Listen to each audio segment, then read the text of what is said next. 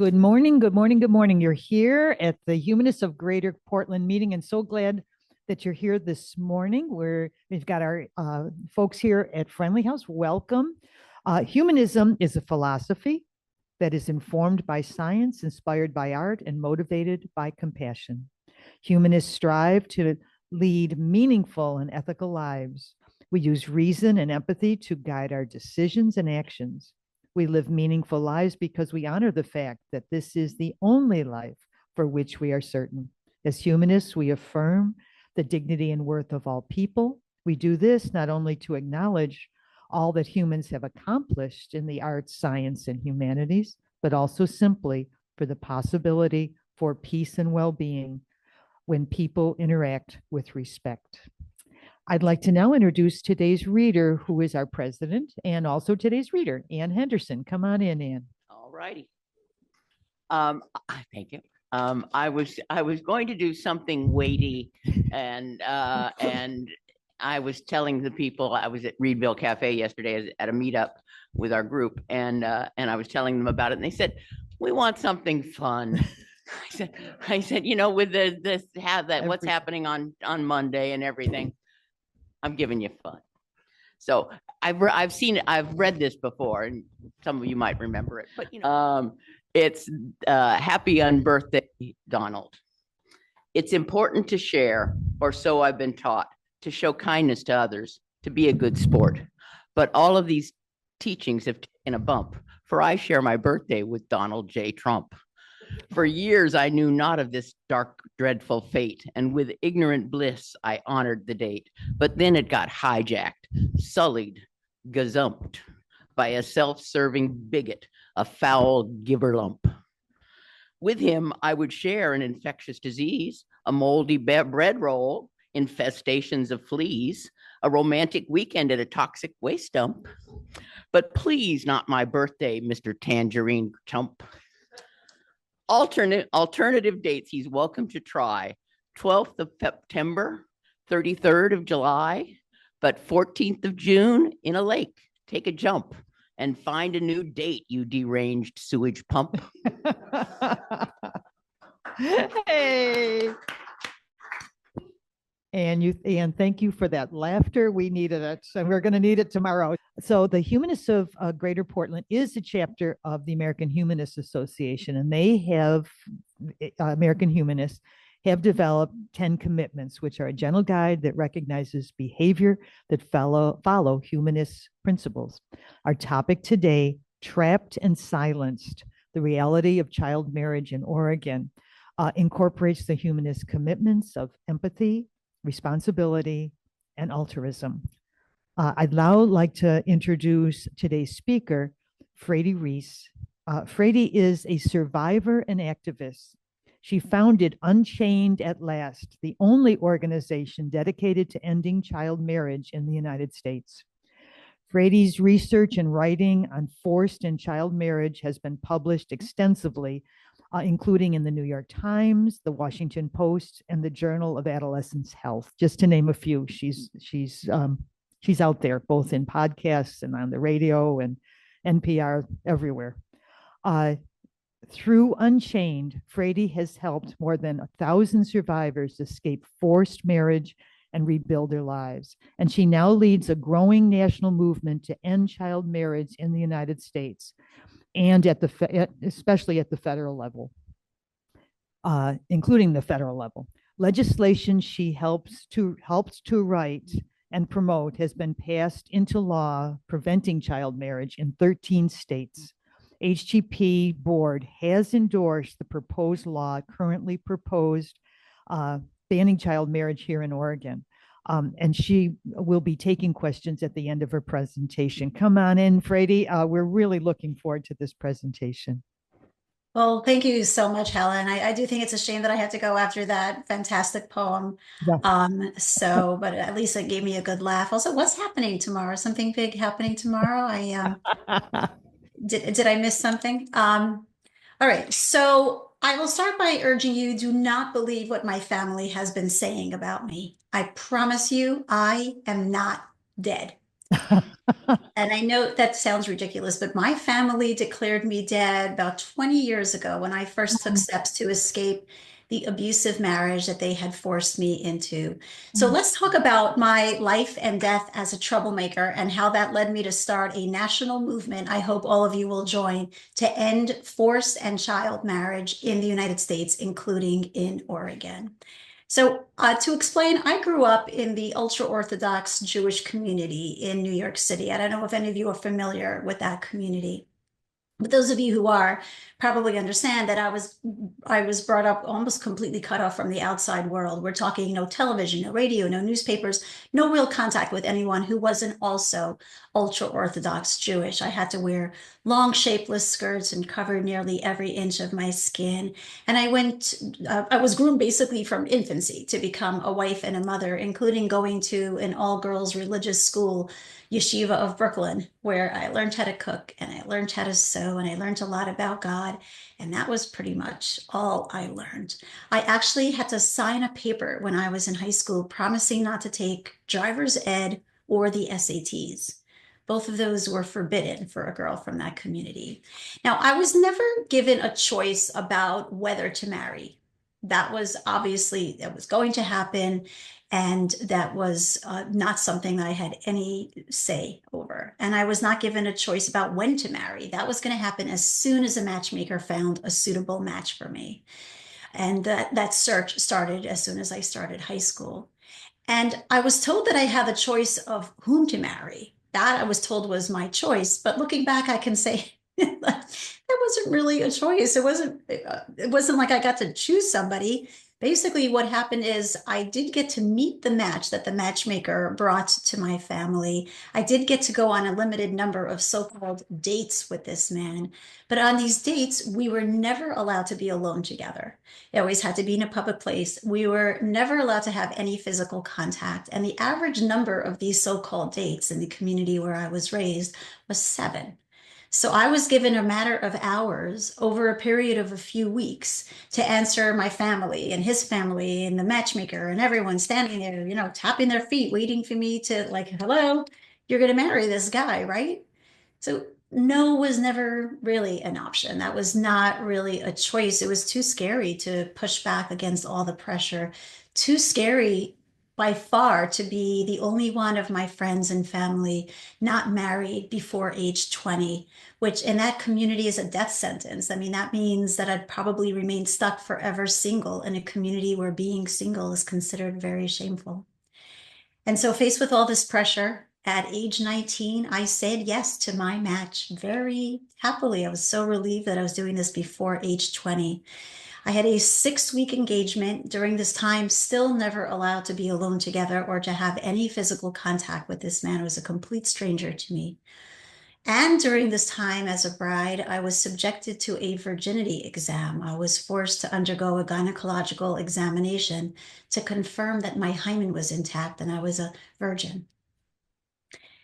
And then less than 3 months after I first laid eyes on this stranger that the matchmaker introduced to my family, I became his wife.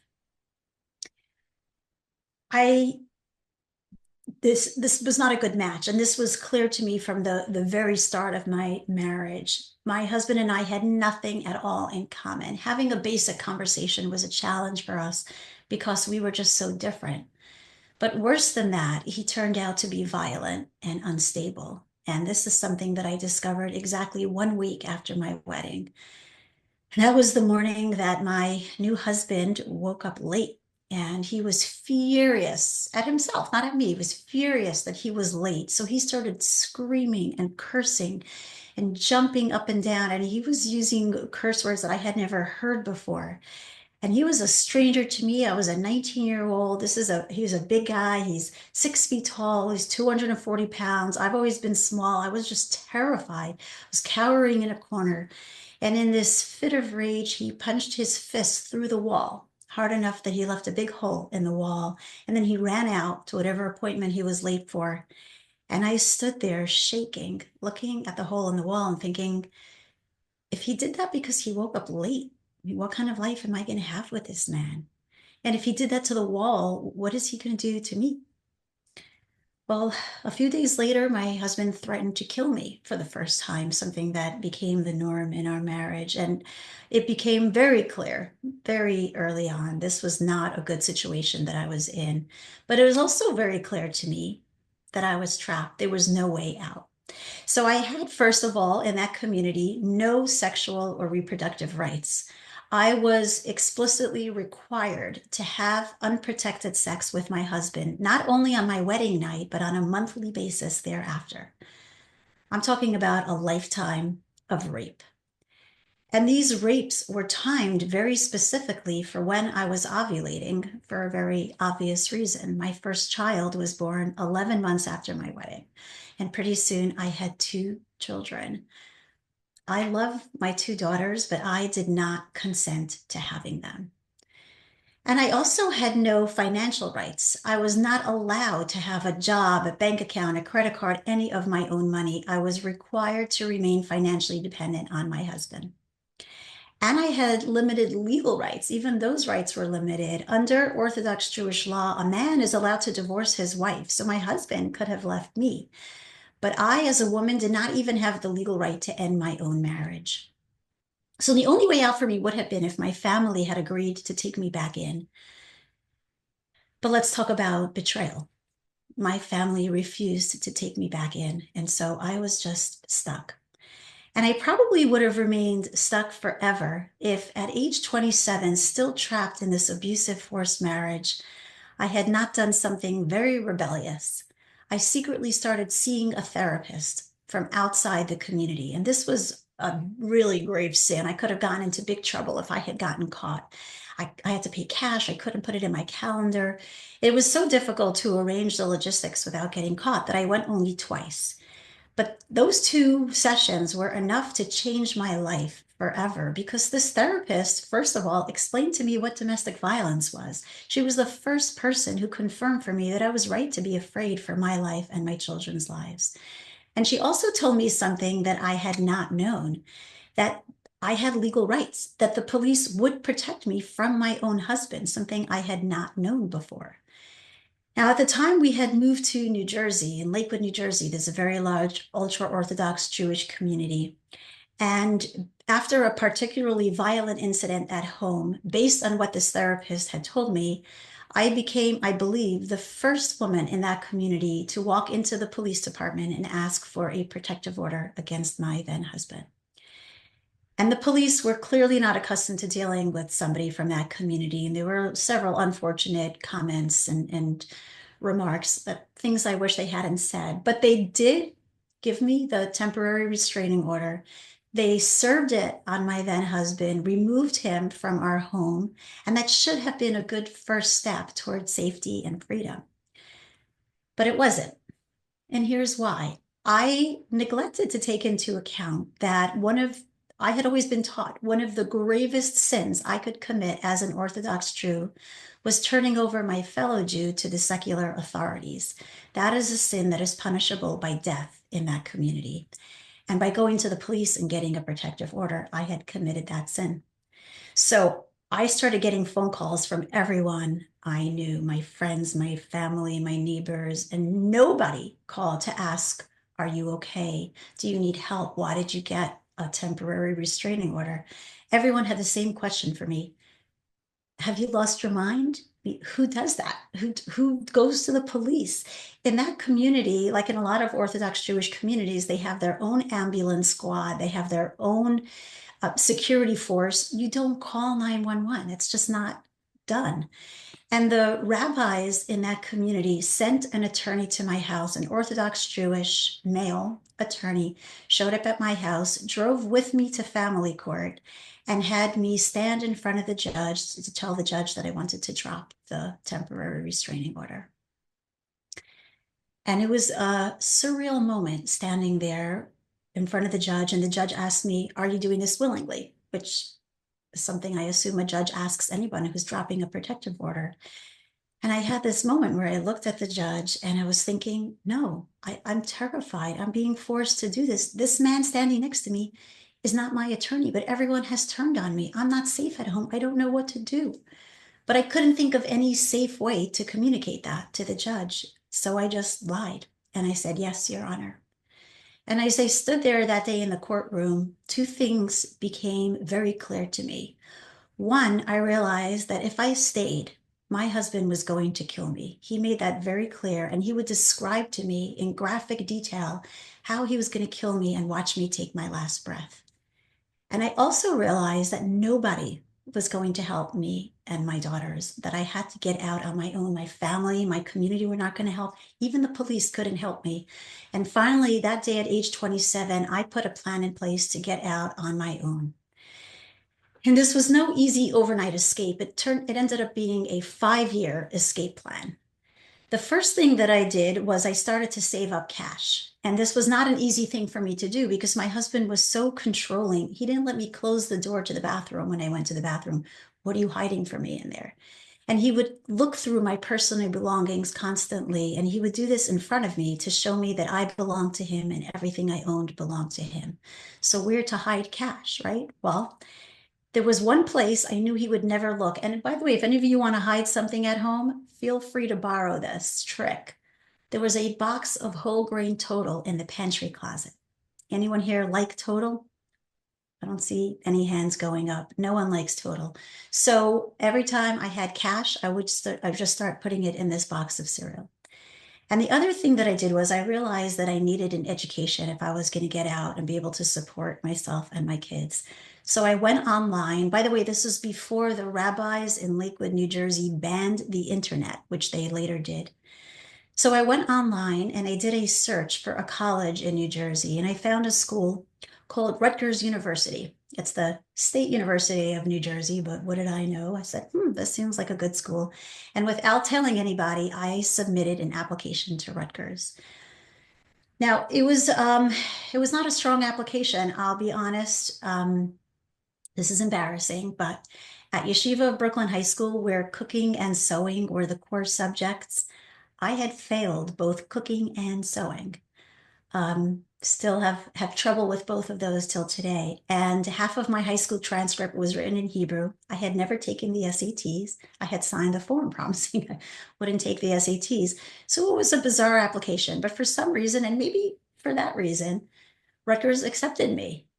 And I had to announce to my family that I was doing something that no one in my family, man or woman, had ever done. I was going to college. Now, this, as you can imagine, was not exciting or happy or welcome news for my family. My mother was literally speechless when I told her. She couldn't even answer me. And my husband said, "You're not going." And I said, "No, actually, I am going. There's nothing you can do to stop me." And I'll never forget my oldest sister's exact words to me. She said, "Fraidy, you're going to regret this. A woman belongs at home." Now, college was not easy. I had no academic background. And I had a 1-hour commute from where I lived in Lakewood up to New Brunswick, where Rutgers University is located. I had 2 little kids. I had to work my schedule around them. I had a husband who almost every day tried to get me to drop out.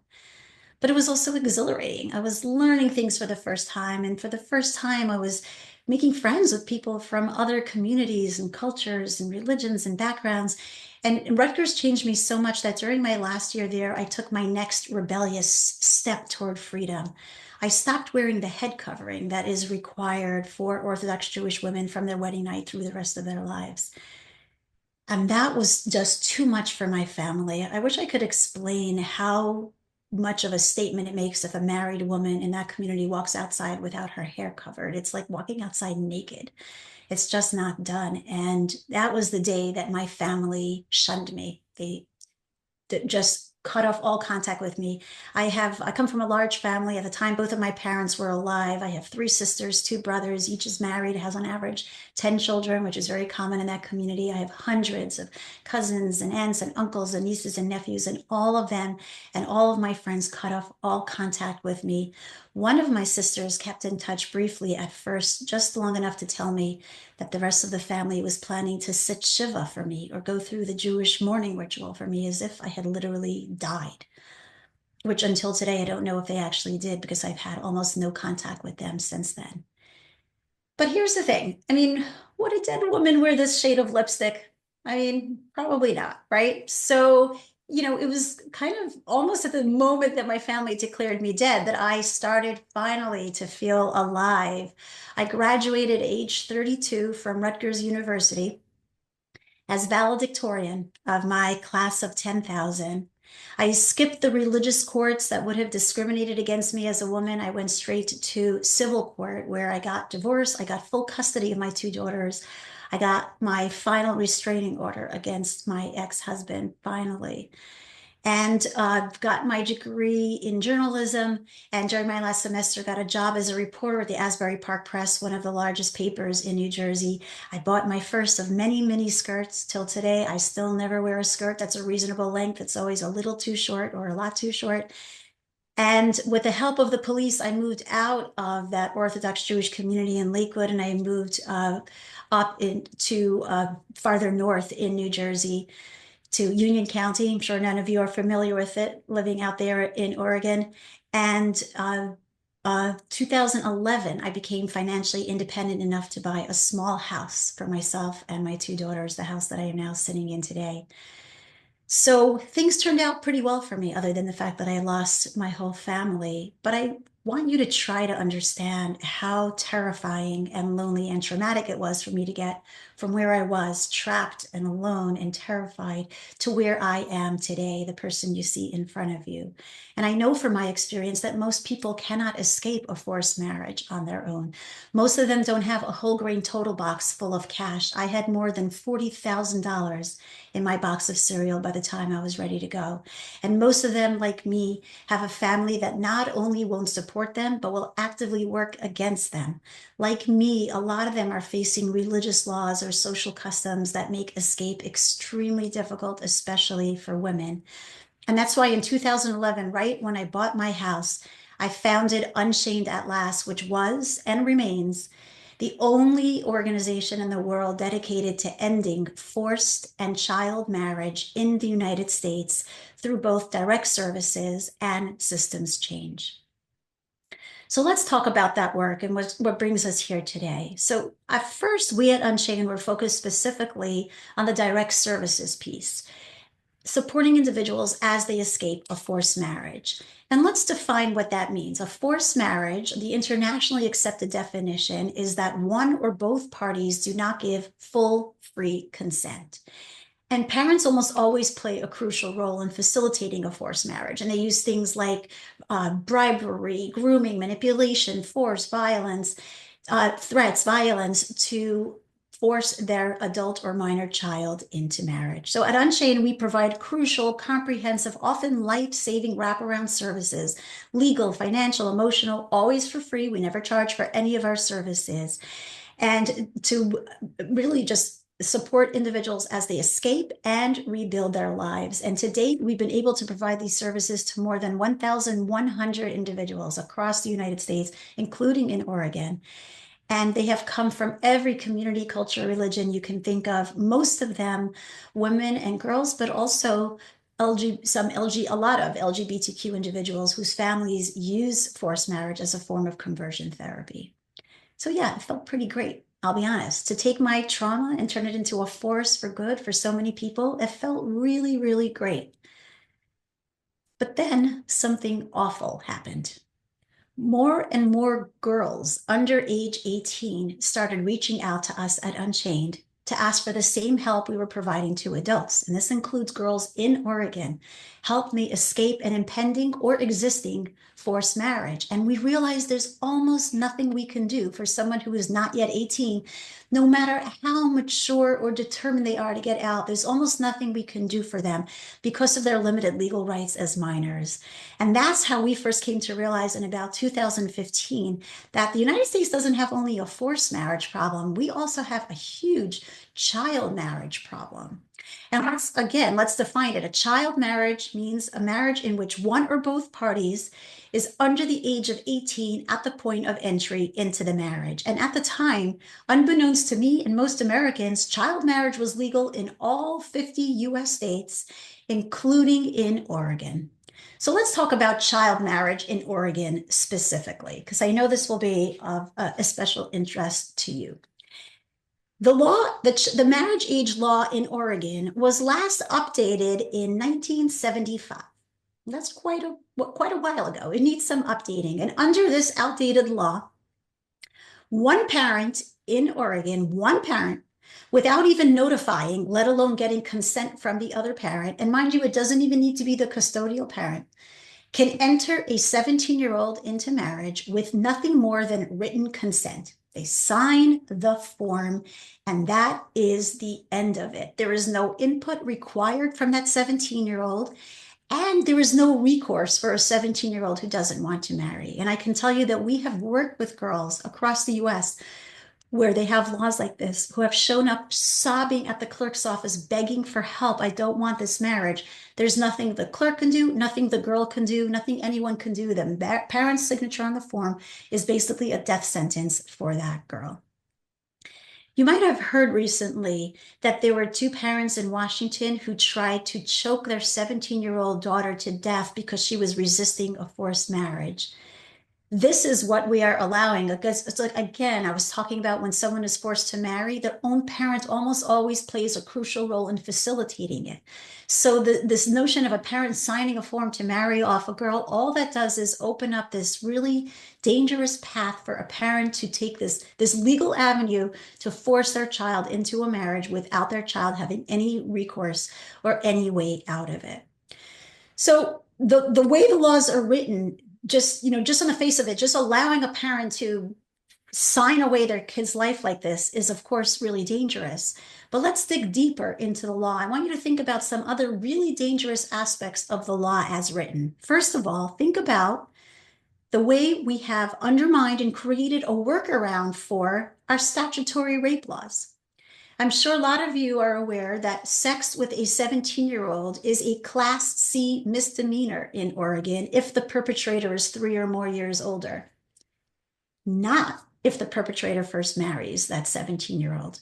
We're talking about a get out of jail free card for child rapists. And I'll talk soon about the statistics, but I will give you a little foreshadowing here, tell you this is happening in thousands of cases where parents are signing a form to marry off their daughter who's not even old enough to consent to sex with her new husband.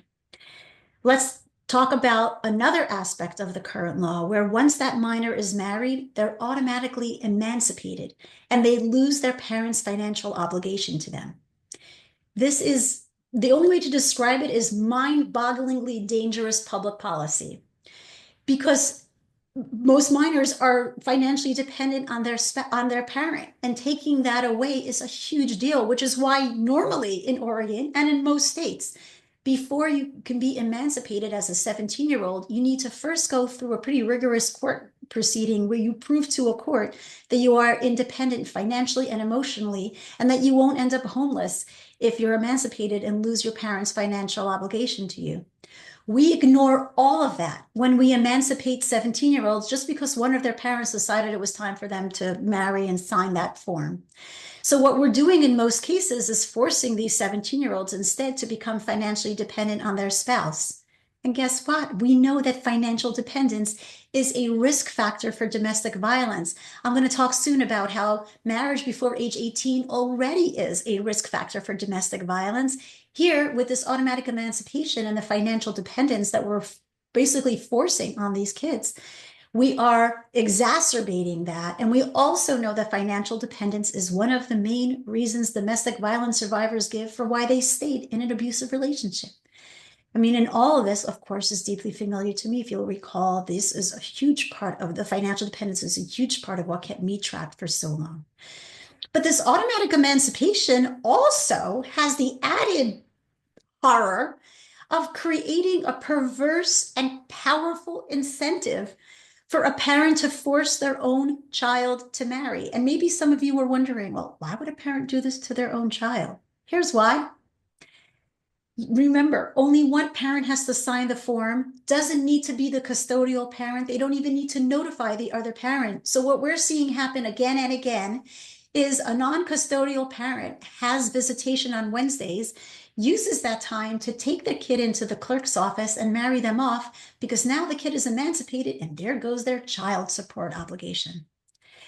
We worked on a case in Idaho where a woman found out that her estranged husband had paid someone money to marry their 16-year-old daughter, where that marriage at 16 is legal in Idaho, paid someone money to marry her just so he could emancipate her and get out of the child custody battle that was preventing him from moving out of state. He wanted to move to Florida. Well, when she found out, she did what I would have done. She fought it. She was the custodial parent. She went to court and said, no, he can't do this. And he said, well, yes, he can. She fought it all the way up to the Idaho Supreme Court. And you can look this up. It was Carver v. Hornish.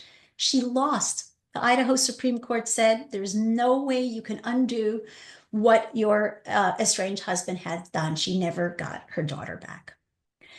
And now a final really dangerous aspect of the current law that I want you to think about is we have also legalized, essentially, and incentivized the trafficking of minors under the guise of marriage. And this is because of a loophole in federal law. Federal law doesn't specify a minimum age for spousal or fiancé visas. Instead, it defers to state law. And state law in Oregon, not updated since 1975, says a 17-year-old can be entered into marriage. What that means is that right now, girls in Oregon can legally be trafficked for their citizenship. They can be forced to marry adult men overseas for the sole reason that that way the men get a visa and a path to citizenship. Oh, and an underage bride that they can legally rape. And men in Oregon can legally import child brides of age 17 from any country in the world, sex traffic them to the US under the guise of marriage, and it's legal because marriage at 17 is legal in Oregon. And by the way, of course, this can happen to boys also. The reason I say girls is because the US Senate Homeland Security Committee recently issued a report showing that thousands of minors across the US are being trafficked under the guise of marriage because of this loophole in federal law. And in almost all of those cases, it's a girl married to an adult man. So I hope I have convinced you that the way the laws are written right now in Oregon, and I'll say it again, not updated since 1975, very, very dangerous. But I also want to talk about why it's not just the process, the law, the way it's written in Oregon. It's not like we can find some better way to practice child marriage. Child marriage, even a day before age 18 marriage, is just dangerous. And I want to talk about why that is. And let me start by going back to something I alluded to before, how easily it can be forced marriage just because of minors' limited legal rights. This has nothing, by the way, to do with maturity. I'm not going to try to look all of you in the eye or in the camera's eye and convince you that somehow when you wake up on your 18th birthday, you're more mature than you were the day before and you're wiser than you were the day before. And suddenly you're ready to choose a lifelong mate and get married. That's ridiculous. This has nothing to do with maturity. You know what you do wake up with, though, on your 18th birthday? Magically, the rights of adulthood. You don't have that even a second before, even the night before your birthday, you don't have the rights of adulthood. And without those rights, marriage creates nothing but what Nicholas Kristof calls a Kafkaesque legal trap. And here's what I mean. The first thing that we do when somebody 18 or older reaches out to us and says, please help me escape an impending or existing forced marriage, the first thing we help them do is leave home, get into a domestic violence shelter. And then we help them get free legal representation and bring any kind of legal action that they need to keep themselves safe. None of this is possible when someone who is not yet 18, even the most mature 17-year-old, even a day before their birthday. First of all, leaving home to avoid an impending forced marriage, by the way, or to escape from an abusive spouse. If you run away, if you leave home before age 18 in Oregon, you are a runaway. You can be taken into police custody. You could be sent back home, placed in a shelter, subjected to a court hearing to figure out what happens with you next. You're not even allowed to open the front door and leave the way you can do when you're 18. Now, even if you manage to get away somehow without being taken into police custody, where are you going to go? In our experience, domestic violence agencies across the United States routinely turn away unaccompanied minors. And maybe you're thinking, okay, but they can go to a youth shelter. Well, the law in Oregon describes only one path for a minor to get into a youth shelter, and that is if they've been taken into protective custody. So this is a whole hellacious, it's not like an adult can pick themselves up and go to a domestic violence shelter. That's just not an option if you are not yet 18. And even this youth shelter, if you manage somehow to be taken into protective custody and then brought to the shelter, unlike a domestic violence shelter, it's not confidential. They have to call your parent and tell them that you're there. And usually they have limited stays. It's typically 21 days that they can keep you. And then they have to work during that time on a reunification plan to send you back home. Now, an adult in this terrifying situation might try to retain an attorney to help them figure out their options. When we have clients, one of the biggest, most important services we provide for them is legal representation. Well, guess what? A minor in this situation cannot retain an attorney because contracts with minors are voidable. Retainer agreement with a 17-year-old is a worthless piece of paper. Attorneys don't want to take on minors as clients. We've had girls call and say, I called every attorney in my state. No one will take me on as a client. Now, of course, minors also cannot bring a legal action in their own name. So this creates additional obstacles. And then here's another kind of, nail in the coffin. Once a 17-year-old is married in Oregon, they are no longer protected by Child Protective Services. The agency that was created to protect minors from domestic violence and abuse at home no longer will intervene once that minor is married. Now, yes, as I mentioned before, once a minor is married, they're automatically emancipated. And it means they do get some rights of adulthood at that time. But here are the two problems with that, why that doesn't help. One is an emancipated minor is still a minor. They still have limited legal rights. It's not like, okay, now you're like an 18-year-old. You still are face overwhelming barriers trying to escape. But even more crucially, the rights of adulthood arrive too late to prevent a forced marriage. That means if a girl who's 17 reaches out to us in Oregon right now today, we have to tell, and she's saying, my parents are about to marry me off. We have to tell her, well, first, you have to be married, raped on your wedding night, pulled out of school, raped repeatedly, and then call us back, and then we can help you. That is just not good enough.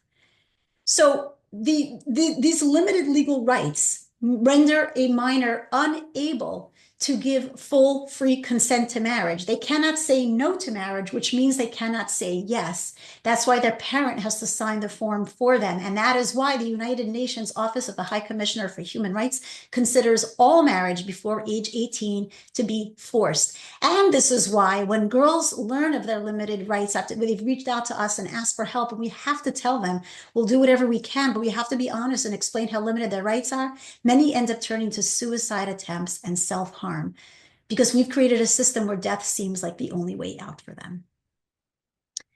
And now, a second reason that marriage before age 18 is so dangerous, it produces devastating lifelong repercussions. Like around the world, marriage before age 18 here in the US destroys almost every aspect of a girl's life, her health, her education, her economic opportunities, her physical safety. It makes it much more likely that she will experience physical and sexual violence at the hands of her spouse, much more likely that she will be forced, like I was, to endure pregnancy, childbirth, and parenthood without her consent. And of course, 3, it undermines our statutory rape laws, as I explained. 4, it legalizes and incentivizes human trafficking. There is no benefit that marriage before age 18 brings. It brings only harm and devastation. And I wish I could say it hardly ever happens in Oregon, but we do have data from the Oregon Center for Health Statistics that are really upsetting. Between 2000 and 2018, 3,591 minors, age 17, mostly age 17, were married in Oregon. 83% of them were girls married to adult men, an average of almost 4 years older than they. And at least 1,272 of those marriages, and as many as 1,814, and that's actually only between 2000 and 2014 for where we were able to do this analysis, at least that number would happen with an age difference, more than a 3-year age difference, that would have been considered statutory rape outside of marriage, but we gave a get out of jail free card to a child rapist instead. There is a simple solution. to all of this. And that simple solution is make the marriage age 18, no exceptions. We're talking about legislation to this effect costs nothing. There's no price tag. It harms no one except men who want to prey on teenage girls. And it ends a human rights abuse and a Kafkaesque legal trap for minors. And we, at Unchained at Last, we realized this and jumped into action and thought, okay, all we have to do is educate lawmakers, let them know that these old laws are still on the books, show them how simple the solution is, and in state after state, they're just going to quickly, unanimously pass this legislation and move on to more complicated matters. And instead, in state after state, legislators rejected or watered down this simple common sense legislation, including, by the way, in Oregon, until in a moment of frustration, all of us on the Unchained team promised that when the first US state finally took the drastic step of ending child marriage, we would all get tattoos to commemorate the victory. And guess what? Here's my tattoo. Hope you can see it. It's a broken chain on my wrist because in 2018, Delaware, which was the first state, also became the first state to end child marriage. And we now have a total of 13 states where we have our relentless advocacy has convinced lawmakers that, yeah, girls matter. And 13 states in total that have ended child marriage, including, by the way, Washington, which just last year ended child marriage.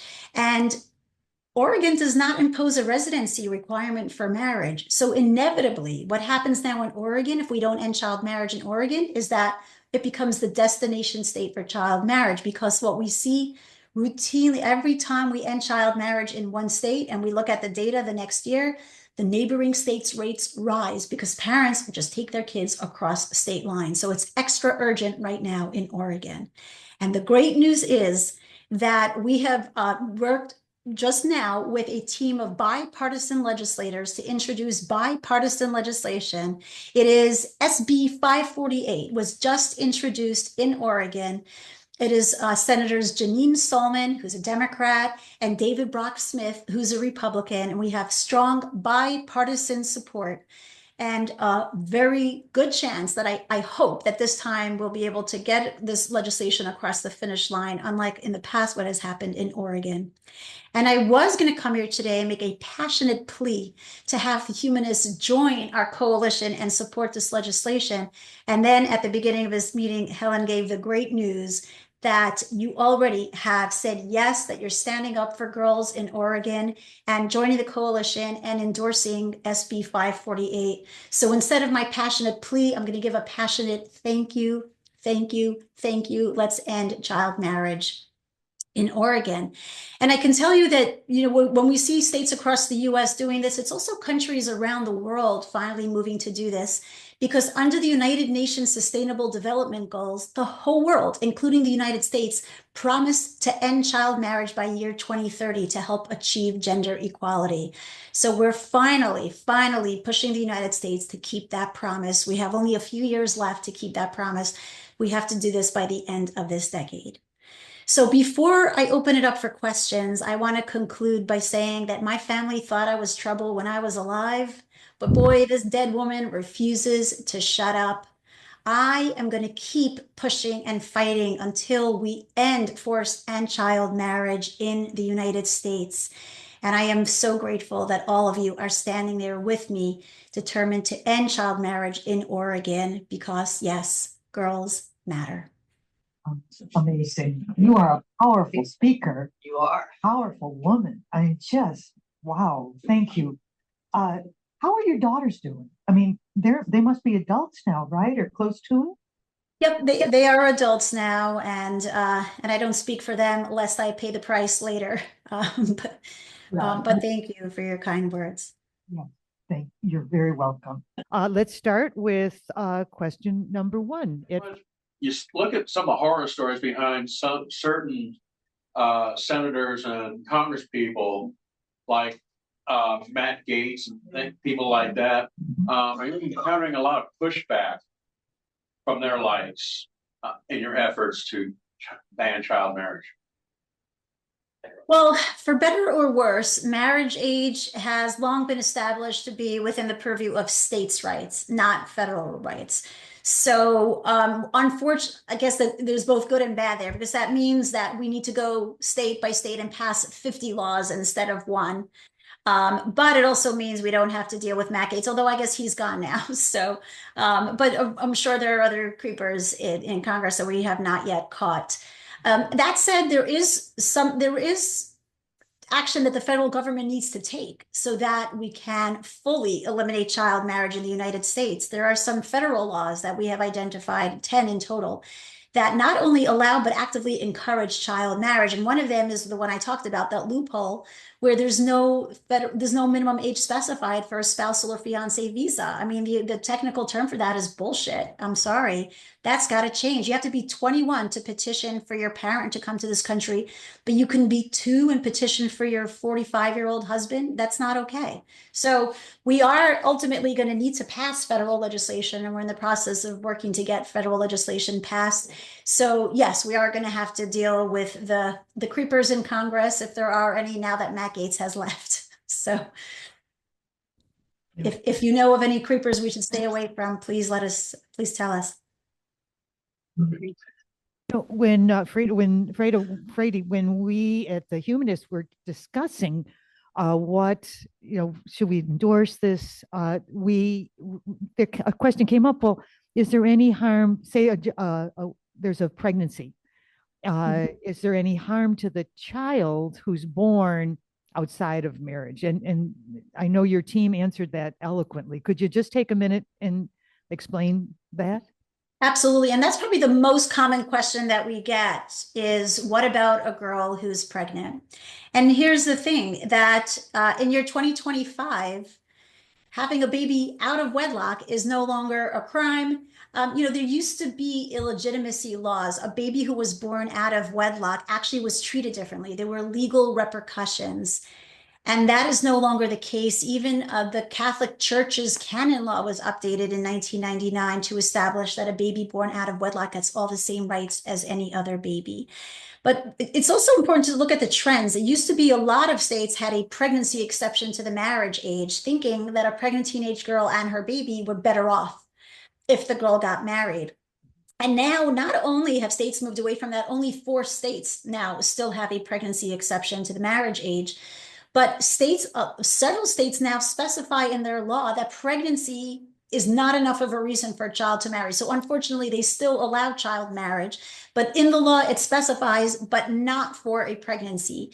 And the reason is twofold. One is because studies have shown legislators the opposite. It's not like when legislators thought, okay, the girl is better off, the baby is better off if there's a marriage. Actually, studies show that a pregnant teenage girl in the United States who marries is more likely to suffer economic deprivation and instability than a pregnant teenage girl who stays single.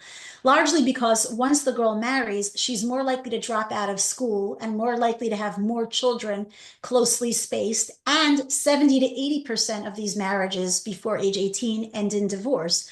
So she's highly likely to end up on her own, raising more children than she would have had with less education than she would have had if she would have just stayed single. And also because a pregnancy exception to the marriage age has been used again and again to cover up rape and force girls to marry their rapists. And there were so many stories like this that got national headlines that legislators said, okay, we better move away from this. Perhaps one of the most heartbreaking stories that I've been familiar with is the case of Sherry Johnson in Florida, who was 9 when she was raped, and 10 when she gave birth, and then 11 when her mother forced her to marry the 20-year-old deacon who had raped her so that a nice deacon didn't go to prison. And by the way, that's the other problem with marrying off every pregnant girl. Girls can get pregnant as young as 9 or 10. And so that means we would have to make a marriage age of 9 if we wanted to marry off every pregnant teenage girl. And by the way, if a girl is pregnant and she wanted to co-parent, very easy to do that outside of marriage. Oregon and almost every state makes it very simple for a father to establish paternity, because obviously the state wants parents to co-parent. It's better for the state. So it's very simple for the father to establish paternity, and then his insurance and other benefits would go to the baby. Again, legally speaking, there is no reason that a pregnant teenage girl has to get married. There are no legal repercussions for her if she stays single, and when she's 18 still wants to marry, that's her choice. Thank you. Thank you so much. How about speaker number 2, Ian? Hi, I'd like to ask, you were born and raised in an extremely Orthodox Jewish family. If I'm not being too personal, where are you on that scale with religion now? Are you like me? I'm totally atheist, or are you in that spectrum? Well, where on the spectrum does devout atheism fit? Because that's where I'm at. I've had more than enough religion for many lifetimes, so I'm good. Yeah. And so once I left, I raised my kids also as devout atheists, and yeah, I to the point where I told them I'm not even buying you Hanukkah gifts because even that smells too much like religion to me. So, Mike, could you come back in and I was going to ask about how much pull religious fundamentalists throughout this country who have a stake in keeping the status quo on child marriage.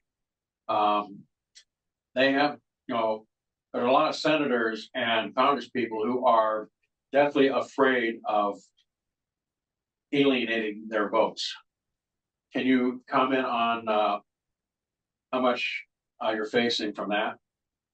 Yeah, absolutely. And that's a great question. And one of the great things that has come out of this is that we have found every major religion supports ending child marriage. We have had interfaith testimony. I mean, we've had Jewish, Muslim, Christian, and various denominations of Christianity, Hindu, Buddhist. They've all come out to support ending child marriage.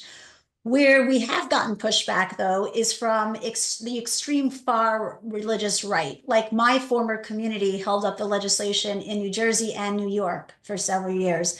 And there was a polygamous Mormon sect in Utah that's holding up the legislation there. So, yeah, that's where we do get pushback. But what we like to remind legislators is, first of all, we tell them, check with your constituents. Most likely they're not offended by this and they don't support child marriage. For example, there were several states like Pennsylvania and Delaware that have a very large Amish community. And at first, legislators assumed that the Amish would be really upset if they ended child marriage, until a few of them went to speak to the elders and learned that in the Amish community, they practice adult baptism. They're generally baptized between 18 and 21. They're not allowed to marry before they're baptized. So they're not practicing child marriage. And they said, why were you assuming that we would be offended by this? So we remind legislators, don't assume that your constituents are practicing some fucked up religion that they're probably not. But also, when it does come to these extreme fundamentalist religions, first of all, none of them require child marriage. I mean, in some cases, that's their choice, but it's not a requirement. But even if there's some religion I don't know about that requires child marriage, what we point out is the famous peyote case, which actually was an Oregon case that went up to the U.S. Supreme Court, where the Supreme Court in Oregon v. Smith said that it is constitutional to pass legislation that incidentally forbids an act required by religion, as long as the legislation does not target religious practice. So in the peyote case, there was legislation that there was a law that prohibited the ingestion of peyote, and these people sued and said, well, we shouldn't have been fired for ingesting peyote because we do this as part of our religion. It's required by our religion. So this law is unconstitutional. And the Supreme Court said, no, but the point of this legislation is not to prevent you from practicing your religion. The point is that ingesting peyote is dangerous. And same thing with child marriage. We're not doing this to inhibit anyone's religious practice. We're doing it because girls matter.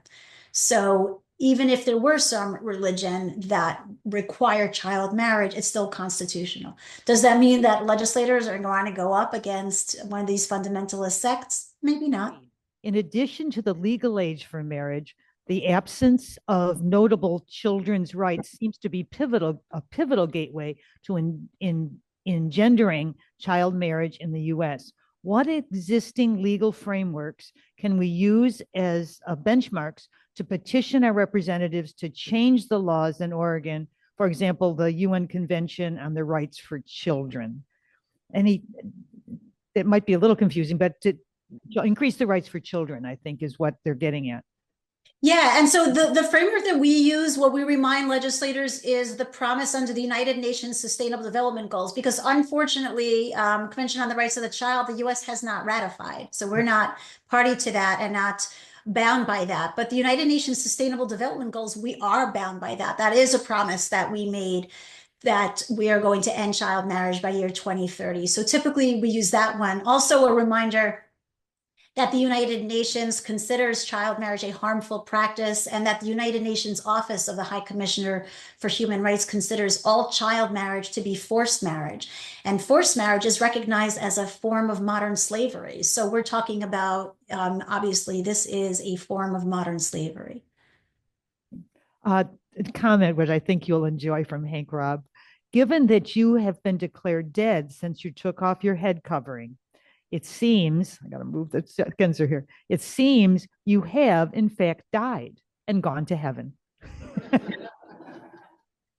Is this what heaven is? Okay. Yes. That was, I'm, those years you were, I mean, in your 20s, you were in your 20s and early 30s before you, I mean, that's 12 years you were married, right? 12, 13 years? I lived with him for 12, and it took 3.5 years to get divorced. You were fearing for your life during most of that time. Yeah, it is a long time. And, I think, though, of the people who it's their whole lifetime, at least I got out after 12 years. And when I think of people, including my mother, who it's just a whole lifetime of trauma and abuse and rape, it's a lot. But at least I'm doing great. And my advocacy and my work to end this practice for others is very, very healing for me. So there's a question from Hank Robb that follows that. You talked about that for years, legislations wanted to water down your proposals. Could you give us some examples? Hank is wanting for some examples of that. What did they do? So instead of ending child marriage, they kind of water it down. So instead of making it 18, no exceptions, they'll move it from 0. When I first started doing this, most US states, more than half, the marriage age was 0. It's still like that in California, for example. So instead of moving it to 18, they'll move it to 14 or 16, some random number that makes no sense. Or they'll say, okay, 18, but, and then unless you're pregnant, or unless, well, at least no one has done that. No, that's not true. Maryland made it 17 with a pregnancy exception, or just add some other exception. So take away one loophole and add in a different one. And instead of moving it to 18, move it to 16 or 17. And it's like, well, we got close. It's good enough, right? I keep reminding them, it's not like we're asking for something really complicated or really expensive. In that case, I can see why, let's negotiate, let's compromise. We will not compromise on the lives of girls. We are not asking for something expensive. We're not asking for something complicated. And also, all those other numbers are random and stupid. We have the data that shows why it has to be 18. Here it is. That's the age that you can bring a legal action. That's the age that you can contract on your own. That's the age of adulthood. What do you have to back up 17? That's a random number. What do you have to back up 16, 14? Right. Or they'll try, okay, but you have to go in front of a judge. Yeah, other states have tried that. And then the parents threaten their kids. Here's what you're going to tell the judge today, or else we're going to chain you to the radiator when you get back home. All these kids just lie to the judge. Or they say, okay, but we'll limit the spousal age difference. So it has to be, you can only marry someone less than 5 years older than you. Well, guess what? I was forced to marry someone 3 years older than I. You know what? Getting raped by somebody 3 years older than you, still not great. That doesn't help. No. And also the power imbalance, typically because it's parents facilitating this, the power imbalance in a forced marriage is between the child and their parent, not the child and their spouse.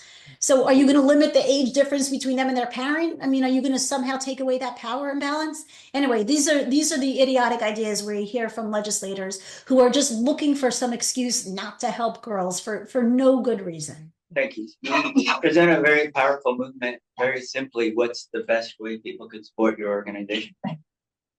Well, thank you. So the biggest one is join our coalition, which the humanists have done. So again, thank you very much for that. But then there's also, if you go to unchainedatlast.org, Could you say, and there's actually an Oregon page, and you can see we have an email campaign where you can email your legislators and make sure they know I'm your constituent and I want you voting yes on SB 548. And that is very powerful. So I hope all of you will go to unchainedatlast.org. And by the way, thank you for that question and give me that opportunity to give this plug. Go to unchainedatlast.org and take action. Make sure your legislators know what you want them to do. Also, if I may ask, follow us on social media. This is an unknown problem. Most people in Oregon are walking around having no idea, not only that legislation was introduced to end child marriage, but that it even has to be, that child marriage is even a problem in Oregon. If you follow us on social media and share and retweet and like, you can help us spread the word. And then when you're done today, mention it to someone, mention it to a few people, tell them, hey, did you know this? Let's create the groundswell that we need. That's how we're going to end child marriage in Oregon. okay, question number 4. Just a quick one. Okay, make it 18, but then also make it that both parties have to prove they're in love. By the way, that's another common question that we get, but let's say they're both 17 and they're in love. That's so sweet. Let's romanticize a human rights abuse now, right? And here's the thing I tell legislators all the time. Yeah, if they're in love and they're marrying willingly for all the right reasons, what harm comes to them from waiting a matter of months until 18, the way they would wait to enter into almost any other contract? As opposed to, we know the harm that comes when someone is 17 and doesn't want that marriage. We're talking about lifelong trauma. So I recently learned that there are massage parlors here in Portland, Oregon, and they are apparently using underage girls. I think they're mostly foreigners. So it's a form of sex trafficking. And the article I read said that the police are not doing much about it. So I'm wondering, in your experience with your particular issue, how and if does that tie into your organization? And is there can we kind of piggyback on what you're doing and try to do something about that? Yeah, no, that's really upsetting. And unfortunately, there is an overlap there. So first of all, child marriage allows for another form of trafficking, as I explained, because of the visa, those spousal visas and the federal loophole. But also what we have seen in some cases is, two things related to the sex trade. One is a pimp forcefully marrying one of the girls just so that she could have spousal privilege and not testify against him at a criminal trial.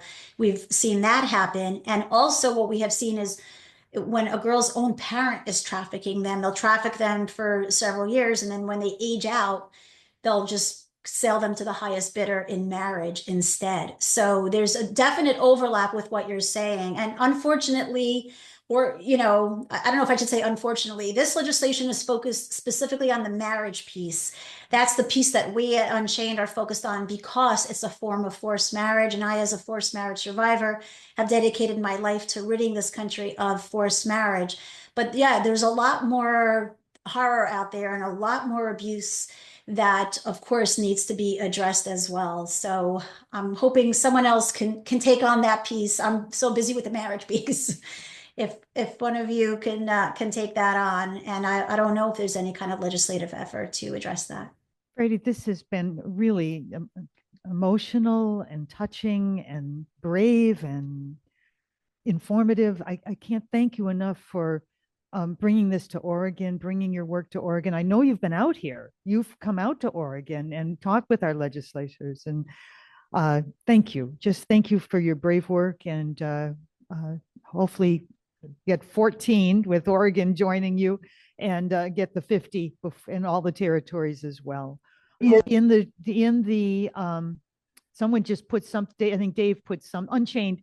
The link is there's a link to your legislature that you just mentioned, and I'm going to read it. It's unchained.org, unchainedatlast.org for anybody. Thank you, folks.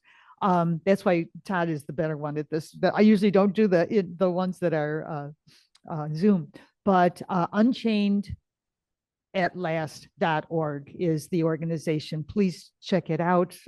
Thank you so much. And we just want to thank you for your good work and support, that we're there for you. Well, thank you. And I will be back in Salem once we know when the hearing is going to be. We're going to need people to come out and testify if any of you are in the area. If you join our email list also, or let us know if you, I guess we can let the humanists know, and then you can let anyone who's in the humanist know. But join our email list anyway, so you can stay on top of what's happening. And I also wanted to just conclude by saying that there are some human rights abuses that we all agree they're terrible, but we're not sure what to do about them. We might not be able to eliminate them in our lifetime because there's just no simple solution. Child marriage in Oregon is not one of those. Child marriage in Oregon is one of those human rights abuses that we all agree it's terrible, and there is a simple solution. We can end child marriage in Oregon, not only in our lifetime, we can do it this year. All we need to do is join forces and insist that our legislators do the right thing. Thank you. Well, thank you all so much. Really appreciate it. Have a great day, everyone. Okay.